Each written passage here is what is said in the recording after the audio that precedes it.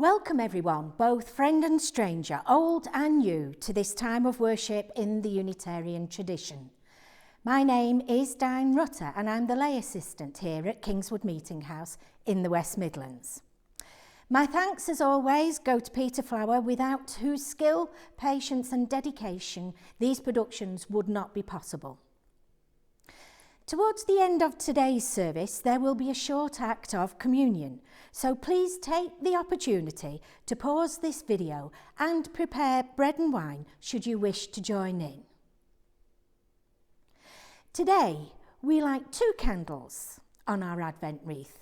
The second candle is the candle of peace.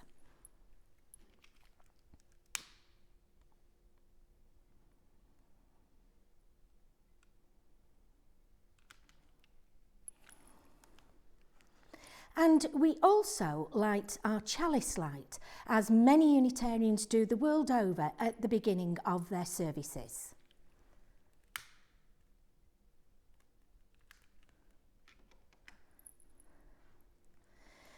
And our chalice lighting words today are by Ralph Waldo Emerson. For this new morning with its light, for rest and shelter of the night, for health and food, for love and friends, for everything thy goodness sends, we thank thee, Lord.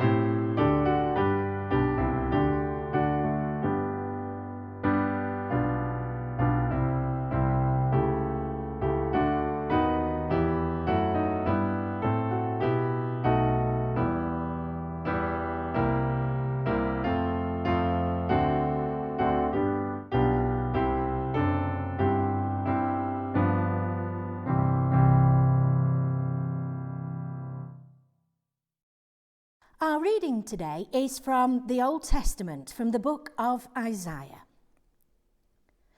And it's entitled The Peaceful Kingdom. A shoot shall come out from the stock of Jesse, and a branch shall grow out of its roots. The Spirit of the Lord shall rest on him, the Spirit of wisdom and understanding, the Spirit of counsel and might, the Spirit of knowledge and the fear of the Lord. His delight shall be in the fear of the Lord. He shall not judge by what his eyes see, or decide by what his ears hear. But with righteousness he shall judge the poor, and decide with equity for the meek of the earth. He shall strike the earth with the rod of his mouth, and with the breath of his lips he shall kill the wicked. Righteousness shall be the belt around his waist, and faithfulness the belt around his loins. The wolf shall live with the lamb. The leopard shall lie down with the kid. The calf and the lion and the fatling together, and a little child shall lead them. The cow and the bear shall graze, their young shall lie down together, and the lion shall eat straw like the ox. The nursing child shall play over the hole of the asp, and the weaned child shall put its hand on the adder's den.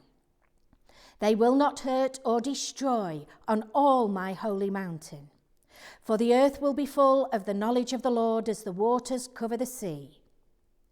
On that day the root of Jesse shall stand as a signal to the peoples. The nations shall inquire of him, and his dwelling shall be glorious.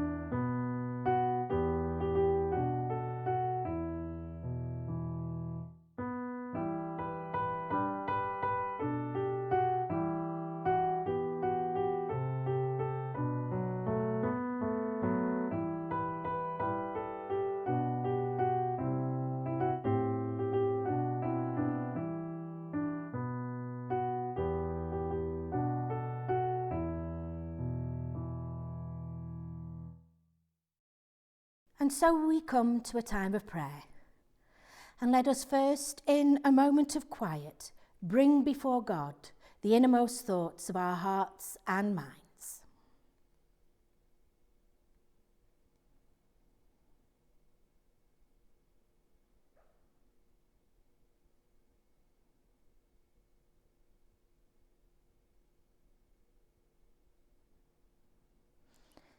Loving God, we ask you to help us all as we live out the days of our lives. May we bring help to others and joy to those that love us. May we be cheerful when things go wrong, persevering when things are difficult. Enable us to be helpful to those in difficulties, kind to those in need, sympathetic to those whose hearts are sore and sad. And may how we act and what we do serve as a good example of your love for a world that is in need of your grace and healing. And I invite you to say with me the words of the Lord's Prayer. Our Father, who art in heaven, hallowed be thy name. Thy kingdom come, thy will be done, on earth as it is in heaven. Give us this day our daily bread, and forgive us our trespasses, as we forgive those who trespass against us. And lead us not into temptation, but deliver us from evil. For thine is the kingdom, the power, and the glory, for ever and ever. Amen.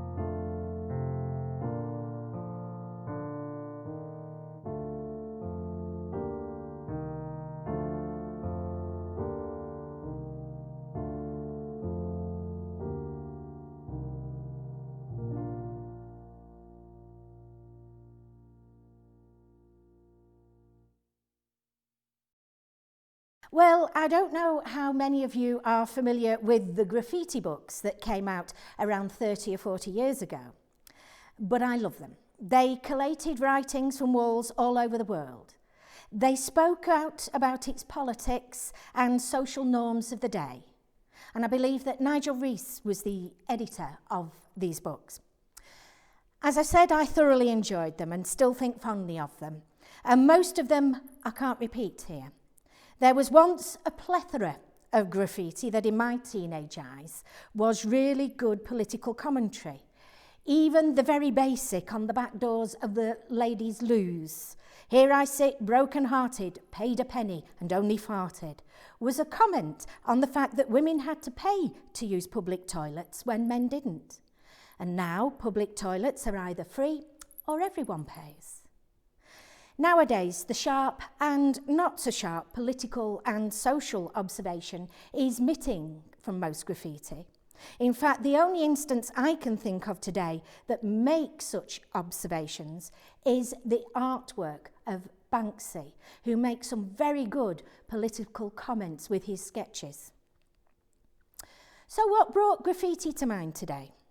Well, the second Sunday of Advent is traditionally that of the prophets, and the candle is the candle of peace. And so it called to mind the words from the Paul Simon song, Sounds of Silence, where he writes, "The words of the prophets are written on the subway walls and tenement halls." Now, Jesus of Nazareth is reported by Luke as quoting the beginning of today's reading from Isaiah in chapter 4 of his Gospel. "The Spirit of the Lord is upon me." Back in the day, this was a way of saying that the recipient had been given a portion of divine force to complete a mission for God. Jesus went on to say there, "Truly, I tell you, no prophet is accepted in the prophet's hometown." Echoing once more the words of Paul Simons in the Sounds of Silence, perhaps. Isaiah wrote during a time of struggle for Judah. They were beset by the Assyrians, and Isaiah attributed this disaster to the fact that the kings and rulers of Judah should have known better. Prophets were rarely welcomed with open arms because their mission was always to get kings and their people to mend their ways. Now, God appears to have boundless compassion for the people of Israel because he kept on sending prophets, no matter how many they executed, sent into exile, or just plain ignored. Jesus was well aware of this, and he was implying in that part from Luke that God's message was universal, not just for the Israelites. Now, Isaiah was really hot on social justice. He saw the oppression of the weak by the strong as offensive to God and his holiness, and he spoke vehemently against the oppressor. This passage today from Isaiah shows his expectation of better things to come at some stage of the world's history. Social justice would prevail and bring about an era of everlasting peace. "The wolf shall lie down with the lamb," he wrote. Well, in an agricultural community where its crops and livestock were paramount to their survival and well-being, this would have hit home. The farmers of the time spent their lives fighting off wolves, leopards, bears, and snakes to hang on to their livelihood. The inclusion of the words root of Jesse gave rise to the genealogy that you find at the beginning of Matthew's Gospel, as the author wants to prove Jesus' ministry as validated by Scripture. Who do we see as prophets of our age? There have been people in more recent history who were ignored, abused, and shouted down, but who persevered with their message of a better life for those for whom social justice was not a reality, or at some times in their lives, even a hope. Think of Martin Luther King Jr., amongst others. Then think of those today who are trying to get us to think and act differently. I think most of us will have heard of David Attenborough and Greta Thunberg. Think of those who tell us the poor exist still today. Those who fight for parity between all persons in society. And many people listen and try to bring about change. Do you? During this second week of Advent, I ask you to think about the prophets, their search for social justice, and the candle of peace. Now, Isaiah's belief in social justice bringing about peace may or may not prove true. But who am I to say? But the failure to understand the need for social justice could be an occasion for disaster. The words of today's hymns try to instill in us a grain of hope. Open your hearts, they ask us. Allow the divine into your lives. Seek justice, and wisdom and joy will abound. Set aside a part of yourself, if not all, as a place where prayer, love, and joy can be found, and try to begin a better life. Like those of old, many of us desire truth and peace between nations.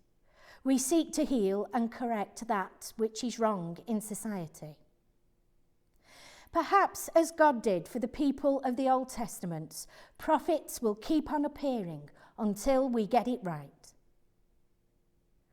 So let this festive season inspire you to think about peace and the struggle for justice, and where possible, do something constructive about it.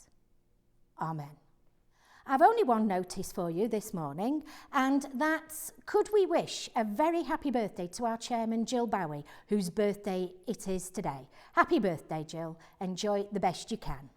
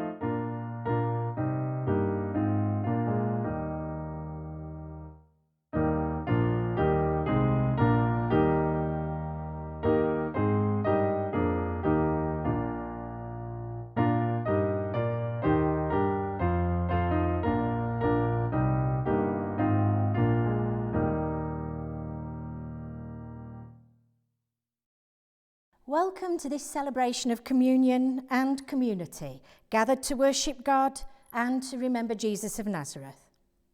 We bring our different visions and beliefs in communion to place our vision of God at the centre of our celebration, to share in our common spiritual heritage, our common hope and purpose.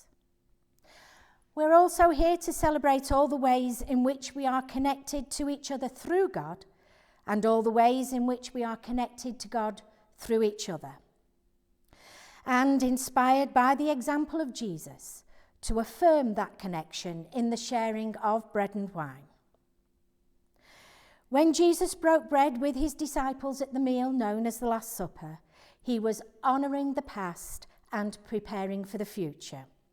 He was honouring that Jewish celebration that he belonged to by celebrating the Passover meal, and through that the covenant with God that bound the Jewish people together. He was also looking toward the future, to a new covenant, to a new dynamic and intimate relationship with God that no one is excluded from. The new universal covenant that binds everyone to God and to each other. Jesus declared that all came to the table of God as equals. And here at Kingswood Meeting House, everyone present is invited to join in this act of communion. Jesus laid down his life in an act of love to prove that love never dies and can never be destroyed. God's all-creating, all-redeeming, all-renewing love is freely poured fresh every day, in every moment of every day. This is the gift of love by which the sick are healed and the broken are made whole.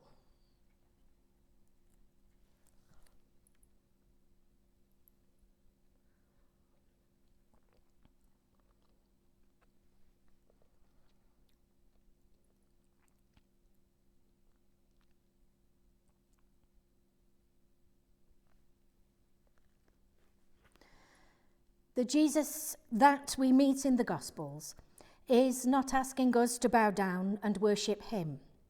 He is asking us to walk alongside him and to bear witness with him to the presence of God in the beauty and mystery of the world, and in the decency and dignity of human persons. Let us go forth into this world around us, guided by the love and courage of Jesus Christ, and let us remember, whenever we share together in love, Christ is with us. And so our time together here today draws to a close, and I leave you with these words by Philip B. Hewitt. Now may the holiness of peace rest upon our souls, to go with us from this day forward and abide with us forever. Amen.